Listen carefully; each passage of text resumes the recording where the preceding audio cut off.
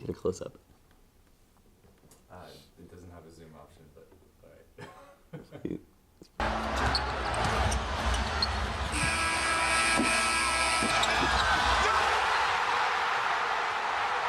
Welcome everybody to another episode of the Injury Gurus with myself, Al, cameraman Mike, and Matt. We're here with you guys on Super Bowl Sunday, Chiefs and 49ers. If you guys like the content that we're about to show you, like, comment, subscribe. We absolutely want to hear from you. You know that we are the Injury Gurus, the channel where we talk about why injuries happen, how they happen, can they happen to you, and of course the fantasy repercussions. We'll also help you understand the injuries from a more absorbable way using our fourth guru, Bill, who we'll get to later. So we're changing up the segment a little bit. First of all, before we get to that, what do you think? Chiefs, 49ers, what do you got? Ooh, I'm going with the defense today, and I'm taking the 49ers. Oh shit, bet?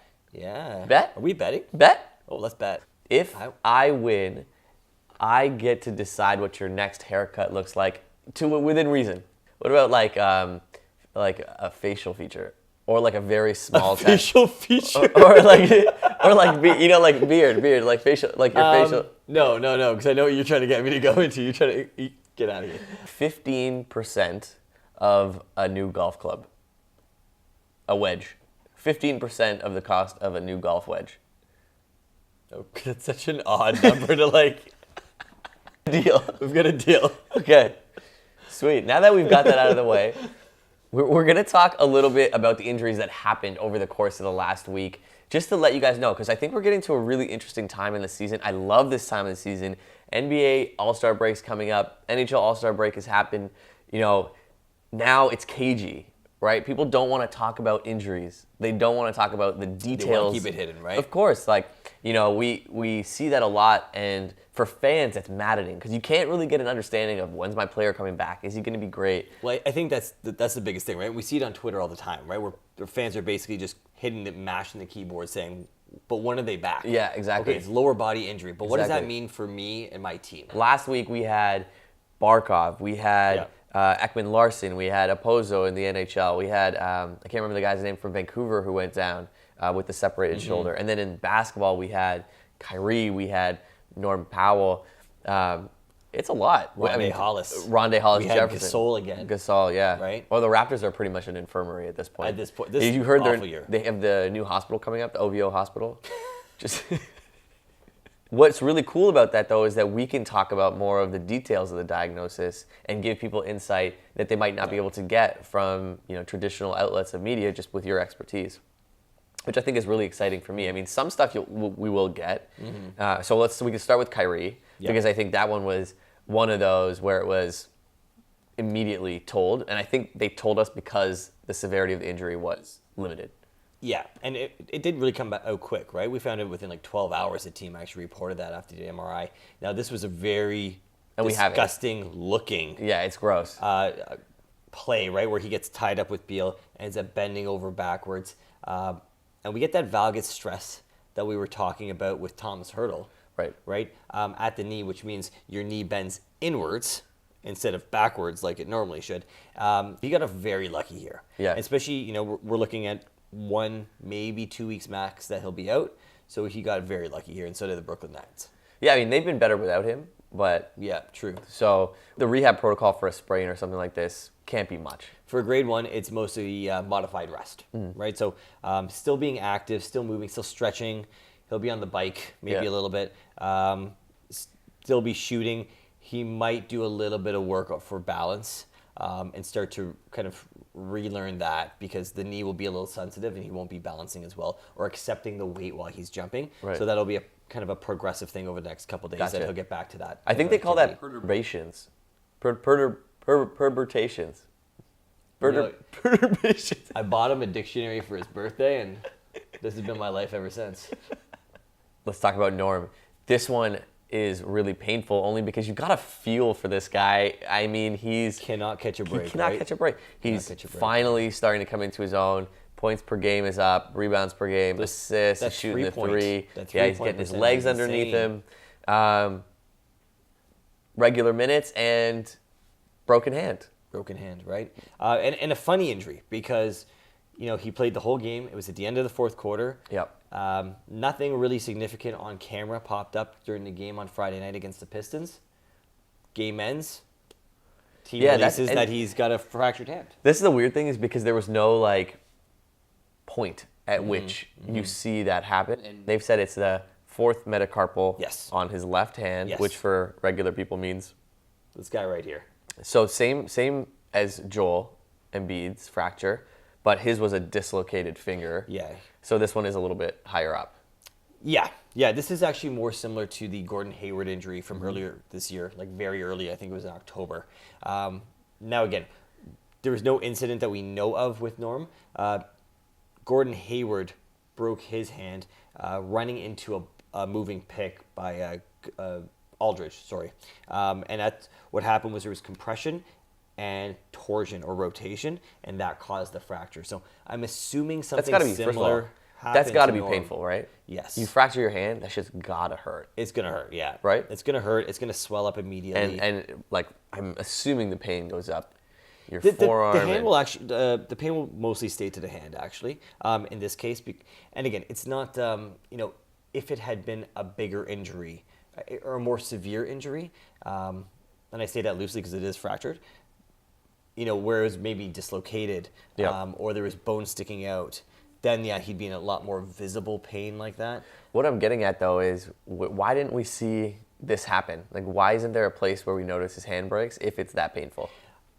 I feel like he probably ran into a block the same way or tried to push somebody out of the way and just unlucky in the force. Yeah. And if he probably felt it was sore, finished the game. Yeah. And then once the adrenaline wore off, he was probably sitting in the dressing room going, hey, my hand still kind of hurts. And then a quick x-ray later, and they've got the results. So what about, non-shooting hand? It's obviously just a fracture, so he's going to be splinted, I think you mentioned before. Yeah. What does that mean for rehab? Anything that we should know? Nothing very significant. He'll be splinted again for a couple weeks. A lot of soft tissue massage type work because he'll be in a splint, not moving too much. And then following that, a lot of stretching, making sure that those tendons that come all the way from the elbow to the fingertips are just getting their regular range of motion back. Any impact to his grip? Yes, there'll be some impact to the grip strength for sure. So he'll have to work on that. But it not being on the shooting hand, I think that's important, and we should see him back in about 4 to 5 weeks for Raptor fans. So I think that with that, we should maybe consider getting some further detail. Go see our buddy Bill. It's time for Anatomy for Regular People. All right, Maddie, we're here with Bill, our good friend Bill, our fourth guru. Man, he's always looking a little bit He's always looking out of the window at the office here, waiting until we get to go home. He's looking a little bit thin through the ribs today, hey? So let's quickly jump right into talking about Norm's fragile hand. I'm going to give you Bill's hand. Thank you. Sorry, Bill. Bear with me here. So what we're looking at here is your metacarpals, okay? So your carpal is your wrist. So there's 10 bones here. What we're concerned about with Norm are the next set of bones. So we count them from the thumb. We go 1, 2, 3, 4, right? So Al, if you give me your hand right beside it. So, and this is the left hand. Right? This is the left hand. So it's this bone here we're talking about.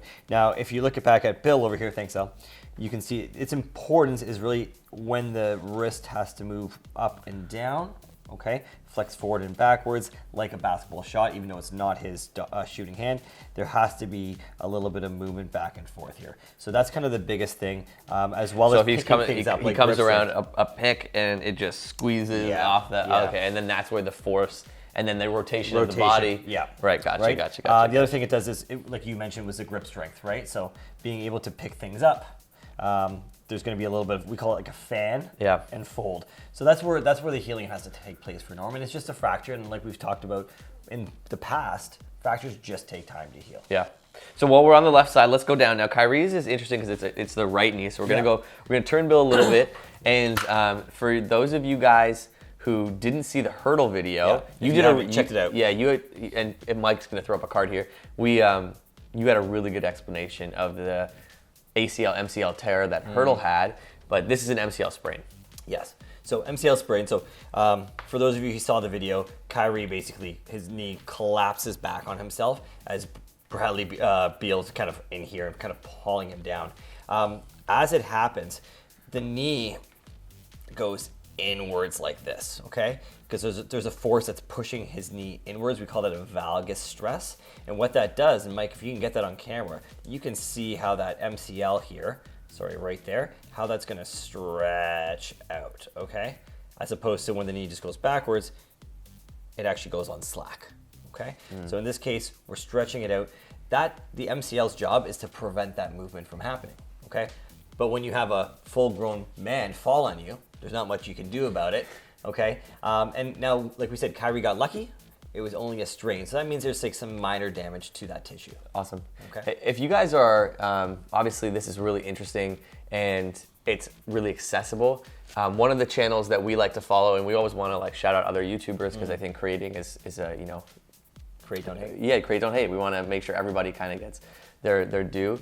Brian Sutterer, Mike, if you want to pop up a card to his channel, please, for us, has some really cool content. He's a doctor and he explains these injuries in a lot more detail. The videos are like 5 to 10 minutes long. I really enjoy them. I learn a lot. Yeah. And they're a good complementary piece to what some of the stuff that we're talking about. The more here. rehab stuff we're talking about, for sure. Yeah, he's a doctor, so he has a bit more of a medical perspective, where we have more of a rehab and injury prevention perspective, which I think is really nice to kind of put together. Thanks, Bill. Always a pleasure. Thanks, buddy. We'll head back to the couch, and we'll see you next time. Thanks, Mike. Thanks, Bill. And thanks for these coffees. Yeah, Mike insists that I say something right when I sit down coming back from the walk, so, you know, now I'm going to put the awkward pause here. So hopefully Bill's Bones gave our viewers a little bit more insight into the details of these injuries, and now that gives us a basis where we can make fantasy recommendations for these guys. Kyrie first. What do you think? First. We're looking, he's out definitely 1 week. And actually, now that I'm saying it out loud, that's going to take us into the All-Star break, so he'll be back right after the All-Star break. That's perfect. Yeah. I mean, perfect time. Doesn't it feel, you know, we saw the injury, it's gross, but it feels perfect for Kyrie. Yeah, I know, convenient. Say maybe he's not somebody we keep on our fantasy teams for the rest of this year. Anyways, maybe next year when Durant's back, he's going to have more numbers. You know, maybe he'll be more invested in the... Yeah, there definitely seems to be something off with him and the rest of his teammates at the moment. Right now, yeah. So, yeah, I mean, if you were silly enough to draft Kyrie this year, you're probably not looking at a good spot in your playoffs anyways. But if you do have him, he should be back by the end of the All-Star break. What do you think about Norm? Norm, unfortunately for us Raptor fans, we're looking more 4 to 5 weeks with this type of injury. Really? Even though it's a non-shooting? Non-shooting hand, it's still got to heal in case he takes contact. Because you can't have him, right. you know, falling, diving for balls, getting Big hit part of his as he's dunking, anything like that. So that bone has to heal. I do think he gets right back out. And again, you know, with the All-Star game, good time. He's not going to miss as many games as he normally would have, so this is great. Norm's a little bit of a fringe fantasy guy, although his 3-point numbers have been great this year. So, but those are the guys that win you the leagues. Yeah, those are the guys that win you the leagues. That's your 12th man in fantasy. So if you have an injured spot or injury reserve spot, add him there. Otherwise, He's a drop. He's a drop, right? Because you'll be able to find that 3-point help somewhere else. Well, you guys heard it here first. Norm out 4 to 5 weeks. Kyrie probably after the All-Star break. And we're going to do this a little bit differently. So if you guys like the content that you see here, we're the Injury Gurus. Please comment, like, subscribe. Let us know what you guys want to see. Send us coffee. Send us comments. We'll be here all year talking about, and next year, and for the rest of your lives, talking about how injuries happen, why they happen, can they happen to you, and of course, how to rehab them, and the fantasy protocols. Thanks so much for watching. For Matt, myself, cameraman Mike, we will see you soon.